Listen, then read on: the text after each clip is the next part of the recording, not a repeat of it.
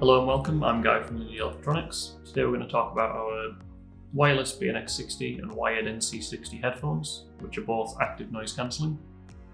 A request we do sometimes get is for spare earpads if you wanted to change them down the line. So today we're just going to show you how to replace those. It's quite simple. The earpads simply clip off.